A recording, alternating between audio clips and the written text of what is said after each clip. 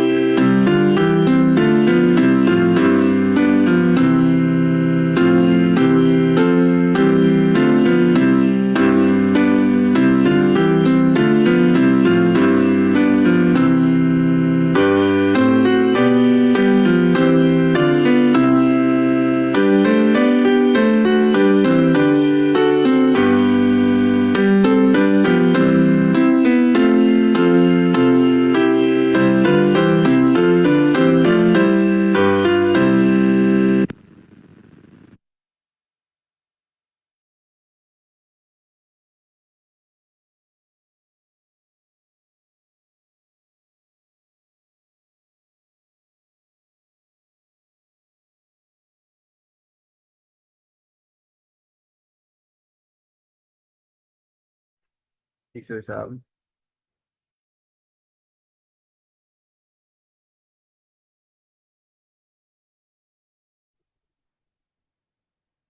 Let's pray, our dear Heavenly Father. We would like to thank you for guiding us throughout the night. Thank you for bringing us up again this morning, for giving us enough and strength, and for another opportunity to be hearing and studying your word.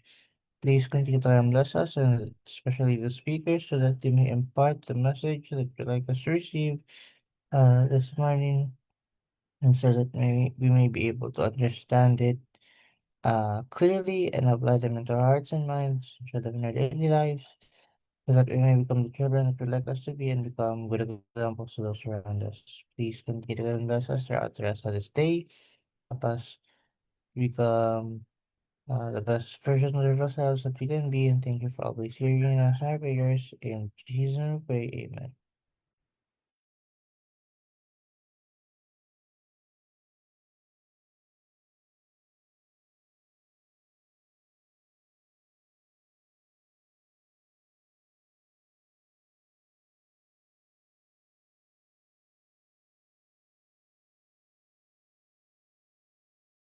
And po, good morning po sa ating lahat. Welcome po sa ating devotional. At dito pa rin po yan sa Aklat ng The Faith I Live By. Mahina po yung sound, Sister Angela.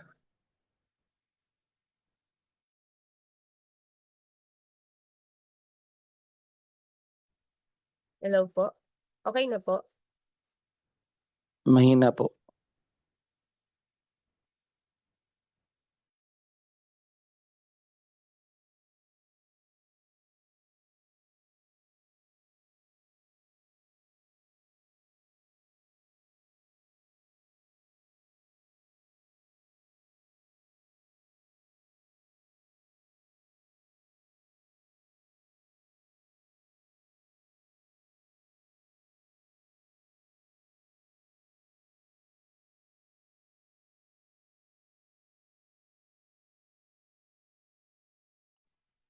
Hello po. Okay na.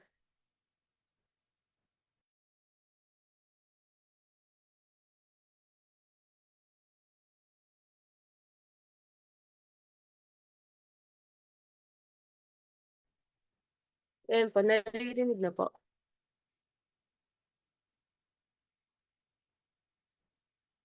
Apo, Ayan po, so ang topic po natin ngayong umaga ay Our Eyes Fixed on Christ, July 22.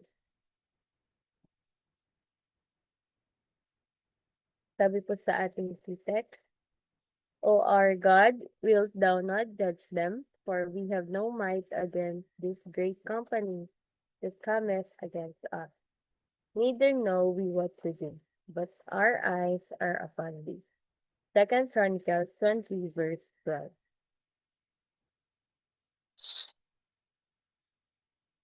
I beheld, says the prophet Daniel, till thrones were placed, and one that was ancient of days did sit. Thousands ministered upon him, and 10,000 times 10,000 stood before him. The judgment was set, and the books were opened. Daniel 7, 9, and 10. So dito po sa vision ni Daniel ay pinapaalala sa atin na meron pong totoong judgment sa langit. At dito po ay alam ng Diyos na ang bawat buhay at bawat choices na pinili natin. At ito po ay hindi para, yung judgment ay hindi para matakot tayo, kundi para ipaalala na si Jesus po ang ating advocate. So, habang nagaganap ang judgment, siya po yung nag-i-intercede sa atin.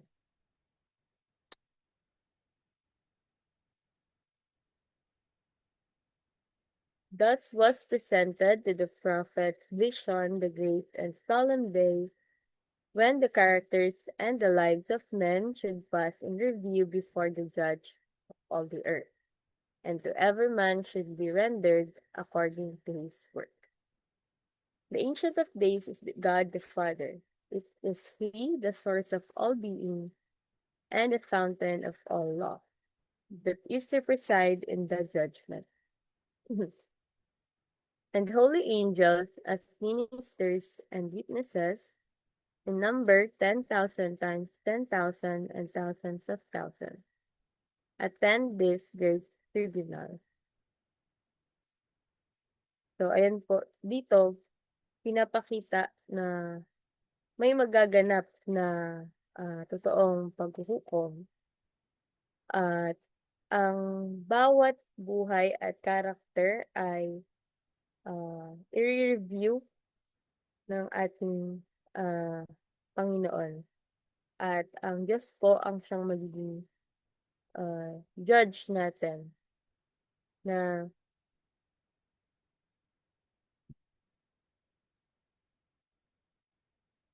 may perfect justice and fairness.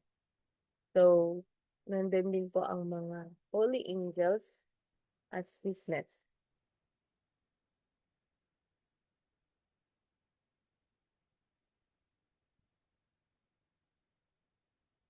Sabi dito, and behold, one like the Son of Man came with the clouds of heaven, and came to the Ancient Days, and they brought him near before him. Daniel 7, verse 13.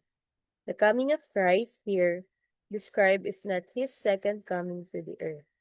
He comes to the Ancient of Days in heaven to receive dominion and glory and a kingdom which will be given him at the close of his work as a mediator. So, dito po sa passage na to ay sinasabi na hindi po ito tumutukoy doon sa ikalawang pagbabalik ng ating Panginoon. Kung hindi ito po ay describe nito na Jesus na tatanggap ng kanyang kingdom after niya na matapos yung gawain niya bilang ating mediator o yung bilang ating tagapamagitan. At yun po, alam po natin na habang si Jesus ay nasa langit po, siya po ay patuloy na namamagitan para sa atin. At kapag natapos na ang kanyang gawain bilang mediator natin, ay siya ay babalik sa lupa bilang hari ng mga hari at upang dalhin sa langit ang mga tapat na sumusunod sa kanya.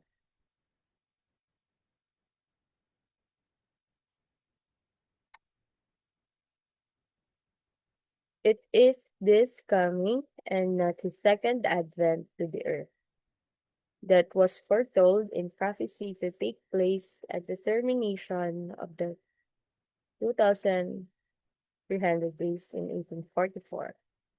Attended by heavenly angels, our great high priest enters the Holy of Holies and there appears in the presence of God to perform the work of investigative judgment and to make an atonement for all who are shown to be entitled to its benefit. So yun po na yung prophecy daw po nung 2,300 days ay natapos noong 1844 at hindi daw po ito tumutukoy doon sa ikalawang pagbabalik ng Panginoong Jesus sa langit, sa lupa, kung hindi ito po yung pagpasok niya sa most holy place dun sa heavenly sanctuary. So, dito po, yun nga po na pinagpapatuloy ni Jesus yung kanyang work bilang high priest. At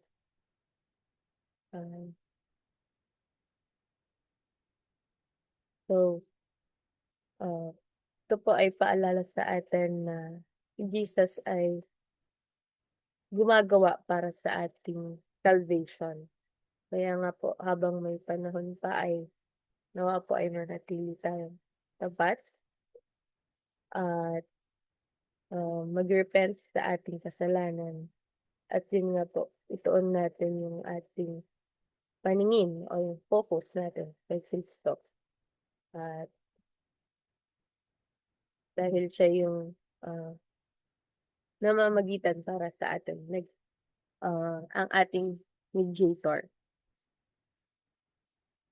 God's people are now to have their eyes fixed on the heavenly sanctuary where our great high priest is interceding for his people.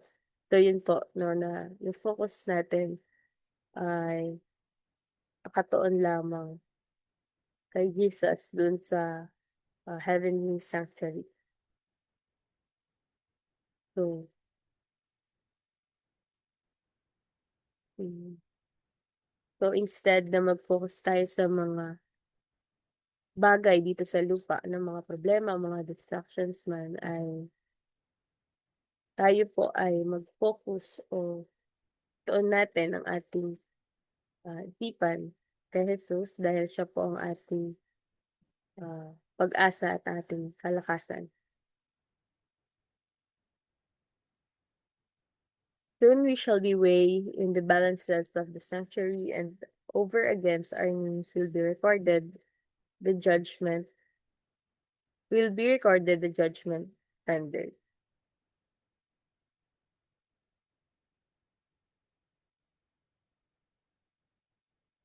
So yun po na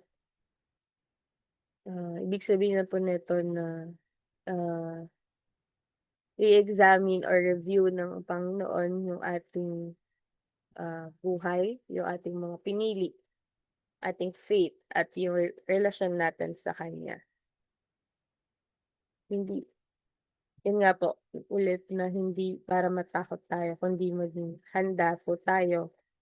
At habang meron pa po tayong panahon, ay isurrender natin ng ating buhay sa ating Panginoong Jesus. Dahil yun po na siya ang ating high priest and advocate. Kaya ito din po yung bilang paalala sa atin na mamuhay tayo na laging handa na i-meet ang ating Panginoon. So, yun po yung devotional natin na ituon po natin ang ating mga mata sa ating Panginoong Kristo. So, yun po. Habang ngayon po si Jesus ay nasa langit na ang ating tagapamagitan doon sa heavenly sanctuary, ay yun po, nagpapatuloy niya yung gawain para sa ating salvation and hinahanda ito sa kanyang muling pagbabalik. So yun po na asahan po natin na may judgment na darating. Ito po ay totoong mangyayari. Pero ang ating pong dakilang pag-asa ay hindi sa ating mga sarili, kundi sa ating Panginoon. At kung patuloy po tayong magtitiwala sa Kanya at mananatiling tapat, ay hindi po tayo matatakot. Dahil meron po tayong confidence po sa Panginoon. At nawa po ay patuloy tayong maging tapat sa ating Panginoon at dumepende sa Kanyang biyaya. At mamuhay tayo ng naayon sa Kanyang kalooban hanggang sa Kanyang muling pagdarating dito sa lupa. So, yun po ang ating devotional ngayong umaga at muli po, magandang umaga sa ating lahat.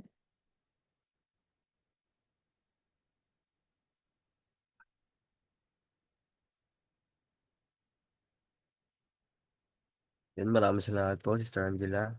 Yun nga po, naway magsilbing paalala sa atin ang mensaheng ating nabasa na tayo ay nabuhay sa panahon ng paghukom. Habang si Kristo ay namagitan para sa atin sa makalangit na santuaryo. Naway maging tapat tayo sa Kanya at magsisi sa ating mga kasalanan.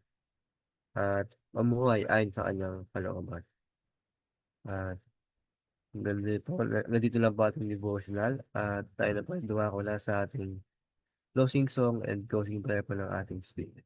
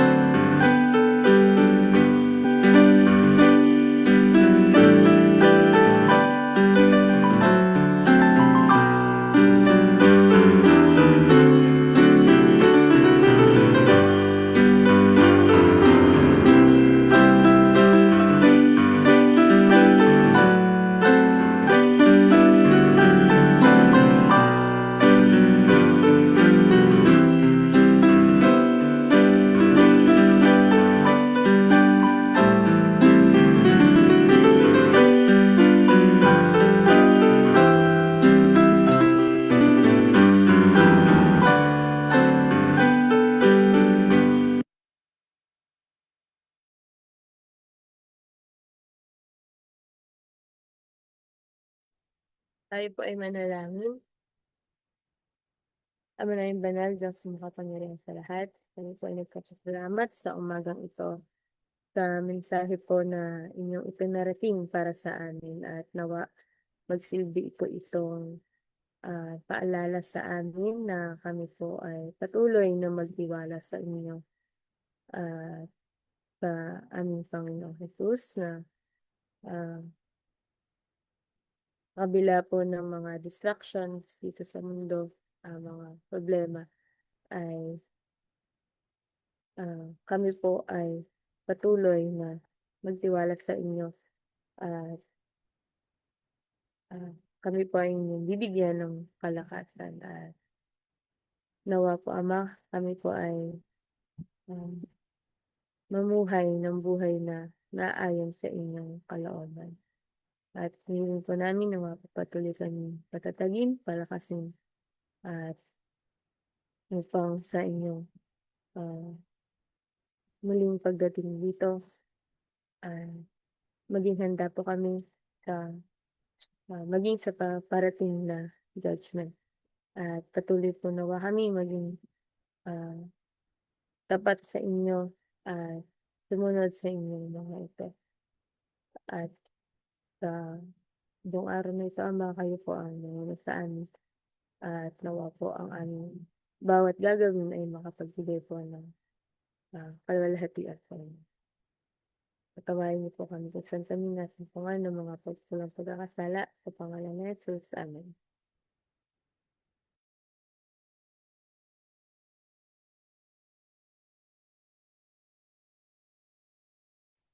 Thank you po ulit, Sister Angela, sa ating pong panguna sa ating devotional. And maraming salamat din po sa ating mga kasama ng Zoom at sa mga nanonood po sa Facebook Live. At dito na po nagtatapos ang ating morning devotional at inanyayahan ko rin po kayo sa ating evening devotional sa gana po na 6 p.m. Muli magandang umaga po at God bless po sa ating lahat.